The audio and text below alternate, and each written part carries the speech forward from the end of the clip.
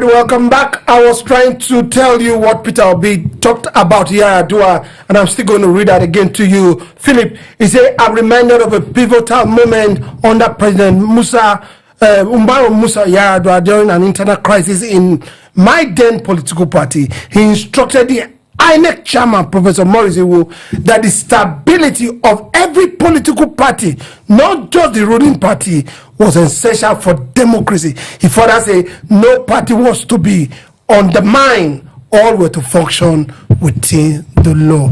No political party should be undermined. Now, political parties have been undermined. Yes, what could happen, what could have led Mr. Obi to make this kind of statement? The answer is before everyone. He actually mentioned that, look, what we are seeing today compared to what was then is clear that there's no single political party that is free of crisis. He mentioned Labour Party, which is his own party, the Social Democratic Party, SDP, and the present day PDP. And that's what, people have been waiting for Peter Obi to make statement. Peter Obi is more like the alternate president we had in Nigeria. When anything happened, Nigeria look up to him to make a statement. And he has made this statement. Look, he said when Donald Trump said we're a disgraced nation, people were, tweeting and saying that Donald Trump has, gone beyond his boundary. That are we not disgraced country for what is happening? Imagine PDP, police is aiding, if like you call them, it can be a faction, a rebel group to take over the party. In SDP, police is aiding the rebel group to take over the party. In Labour Party, we don't know where they are. Is that not disgraced nation? A nation where a security report shows that there will be attack in a secondary school in Kebbi State. The governor was well briefed, and the security personnel were sent there, and they left there without ceremoniously. Within 30 minutes, the school was attacked and 25 girls were kidnapped. Is that not a disgraced nation? A nation where a brigadier general leading a troop was ambushed and killed, and the government failed to make a statement about it for over 72 hours. Is that not a disgraced nation? A nation where 25 girls were kidnapped. The president could not make a statement. After 2 days, he sent his vice president to go there to do what? Is that not a disgraced nation? That's what Obi is saying. That, look, this, when I was in Agat, there was a crisis. But because late Umaru Musa Yar'Adua was a Democrat, a democratic lover, he instructed the Iwu, the then INEC chairman, to ensure that there is peace in that political party. And the Agat, as it were, is just a one-state party. But irrespective of how small it was, Yar'Adua was mindful of his eternal democracy, of our peace. But here we are. PDP is a country that ruled this country for 16 years and allow all political parties to function, including the party in power today. It was under the government of PDP that the party power today was formed by various political parties coming together to form, including people from PDP. Yes. Okafor, the bedrock to which democracy lies is the fact that the definition of democracy is the government of the people, by the people, and for the people. Yeah. But beyond that is also that the majority have their way, the minority have their say. Minority have their say. I've been longing to educate Nigerians on this for a very long time, but I kept forgetting. Faction does not mean there must be a different leadership. Okay, we have G5. Yes. Wike, Autumn, Makinde, this man from Abia. And Enugu. They were G5 among the PDP then, who felt that the presidency should go to the south. They never appointed a different PDP chairman for themselves, but they were a faction. That is faction. Let's look at dictionary meaning of a faction.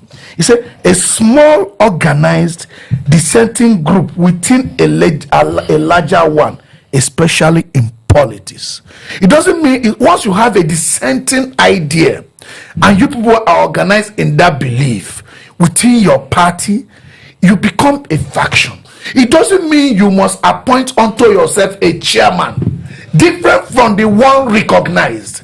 It doesn't mean you appoint unto yourself a parallel state chairman across all the states.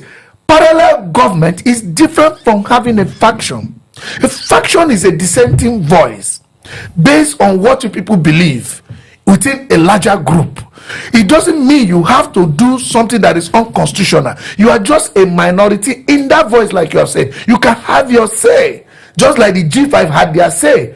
We can say that I'm not going to support our president or whatever, even though he could be seen as an anti-party.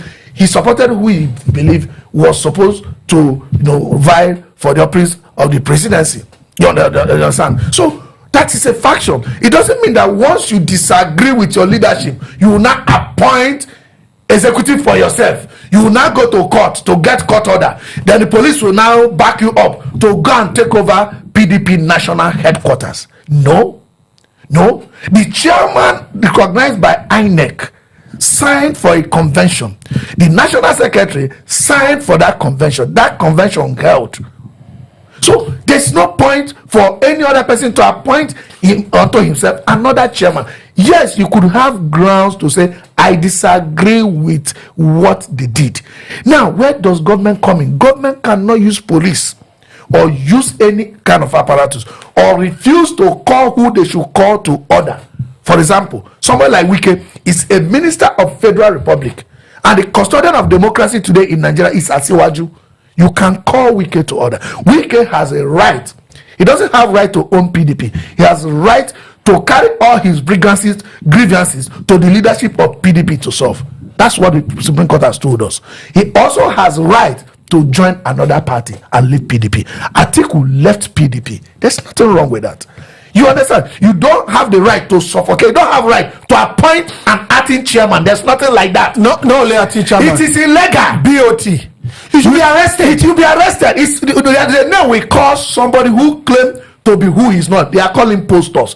Anybody calling himself acting chairman, acting national chairman, not recognized by INEC, police should be arresting that person, not aiding that person to take over national office. It's insult. That is why when Peter Obi says you should hold Asiwaju responsible for the crisis happening in SDP, PDP, and the rest, he's not far from the truth. Look at that of the SDP in particular. The commissioner of police then picked his pen and paper, wrote to INEC, avail us the national officers of SDP. INEC under Mahmoud wrote back to police commission and told them, the commissioner, these are the list headed by Alhaji Musa Gaban. Instead of the police to act on that, go and chase out those occupying or help ensure that Gaban takes over his office.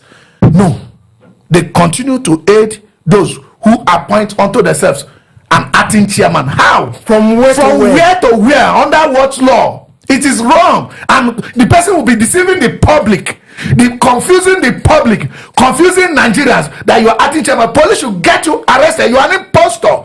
Let me tell you, I kept referring to this example. During 2023 election, INEC, the statutory authority that has power to declare a winner in Nigeria, declared Asiwaju a winner. Was Obi satisfied with that decision? No. Was Atiku satisfied with that decision? No. They went to court. Even the Nigerian populace. Most Nigerian populace were not satisfied with that decision. But they went to court. As they were in court, he was sworn in. And we had only one president. No other person. Because you have a dissenting voice, declare him or herself a president, or anointed anyone else your own president. It's wrong. The police should stop this. Anybody that declare him or herself a state chairman, acting chairman or whatever, national chairman or whatever, and the person's name is not on INEC register, the person is an impostor deceiving Nigerians. The person is not a fashion with another chairman. The person should be arrested. The person should be arrested. But do you have right to be a fashion? You have right to be fashion and have a dissenting voice. You can't appoint unto yourself an executive. It is illegal. It is illegal. Police should get them arrested. They are deceiving Nigerians. Philip, can we equate it with people that are planning a coup? Because this looks like a civilian coup. What they did yesterday should be for, like, if it was Nigeria, it's treasonable. Truly, it's treasonable. Very, very treasonable. Because there is a constitutional authority. You see, what they are making people to learn is how to break rules and authority. And it's not right. Political parties are set up for the sake of winning an election.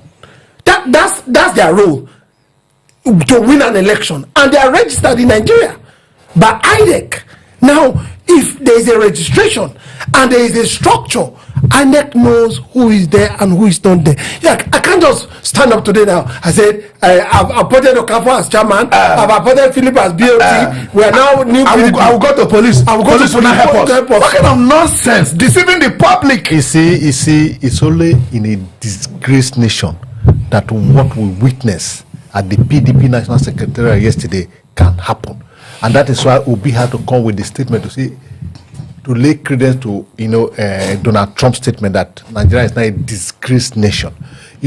I was reading one Major General, Ali Kefi, who was retired, who was laying credence to the disgraced nation of Nigeria today.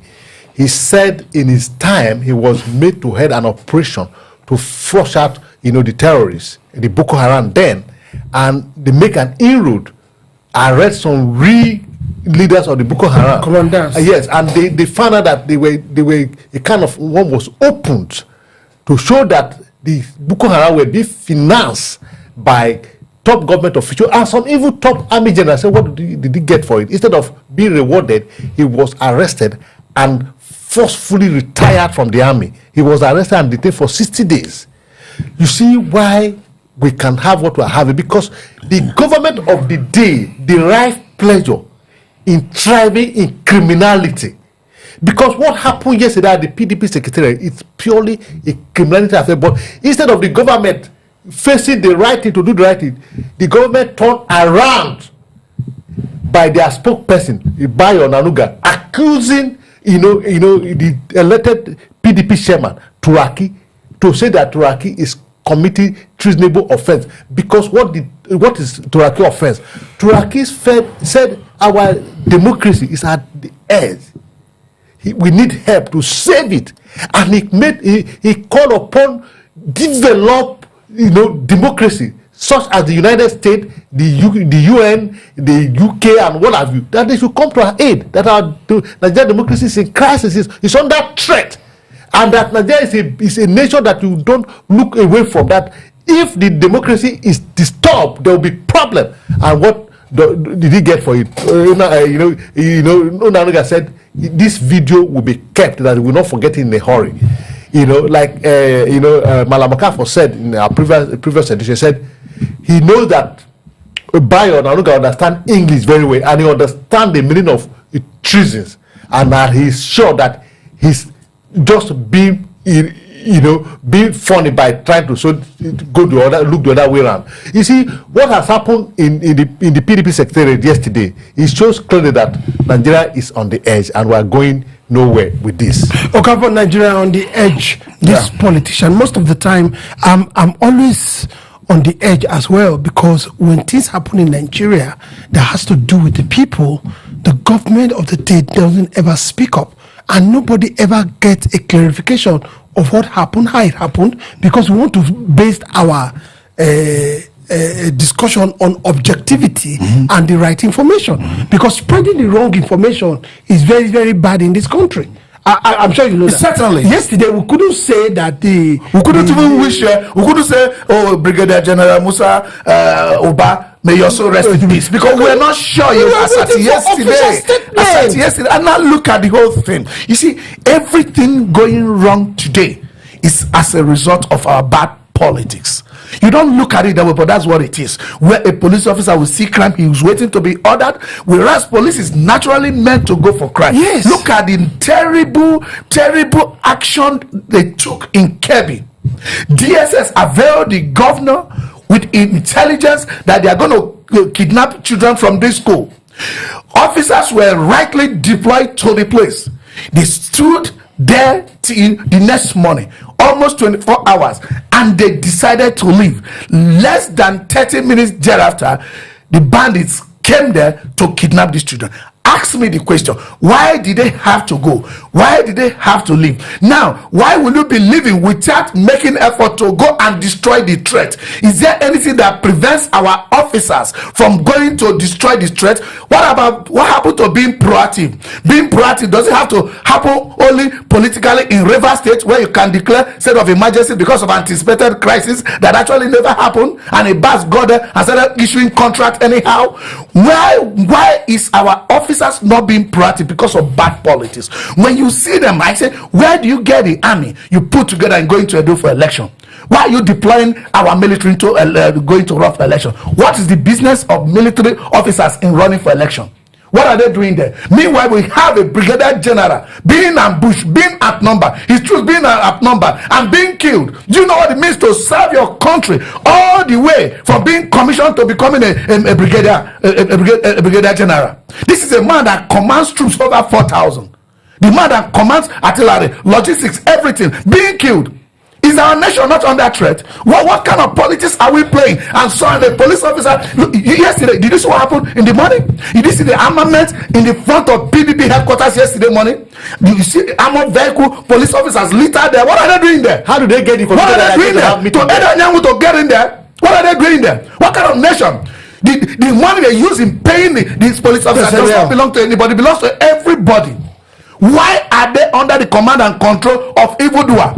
What is wrong? I see what you run election in 2023 and won. He can run in 2027 and win. There's nobody that's going to give you election without an opponent. It's not going to happen. It could lead to a crisis where we don't have a country again. What are they doing there? All right, Philip, just before you ask the question, to show that we are really a disgraced nation, and to show that Aswaju is responsible, just like Asobi is holding him responsible. We are having crisis. Our guests are being kidnapped. A general being kidnapped. Where's Ahmed Tinubu today? What is more important to you to go and attend G8 meeting? G10 meeting, also. Or so where South Africa, so where gallivanting the whole world, where people are dying. Okay, where our guests are being kidnapped. Philip, I'm going to ask you a technical question or an intelligent question, because we must, as Nigerians, begin to ask questions that matter. They got an intelligence that there's going to be an attack. Yes. Am I correct? Yes. Okay. This intelligence should contain where the attackers are coming from. Yeah. Yes. Now, if you know where the attackers are coming from, will you go prior to where they are coming from? Because you to foil the attack and not wait for them.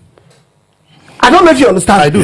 Because that's what is done in developed country. Yes. You go to where they are coming from. And you nip it in the bud. Now we have our girls in captivity. Yes. And meanwhile we have armament being deployed to PDP headquarters, just to aid somebody who appointed unto himself a chairman. It's not to aid, it's just to destroy the opposition, to destroy PDP, so that they cannot present a candidate. Right. So having said that, you brought personnel to the school to get a watch. Yes. Now, not enough. They have not come. You still left the school until the true attack came and they took the kids.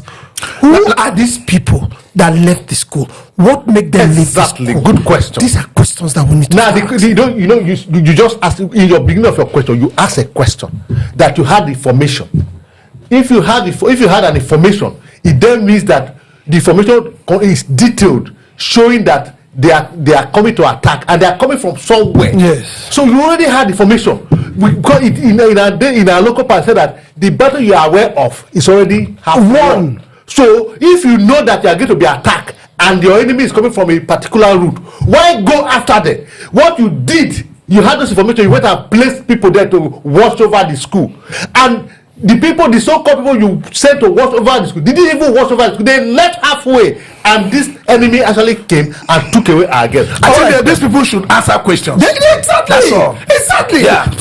There must be investigation, and officers that resume and left must answer questions. All the ones that are involved in going, the president deployed and left, they should be all arrested and be tried. That's why I said, we must start asking intelligent questions. The DSS, and the police, the soldiers. In addition to that, the brigadier general was communicating with, because all this are all about security issues. All right, we will continue on this note when we come back. Most questions should be answered at this point in time.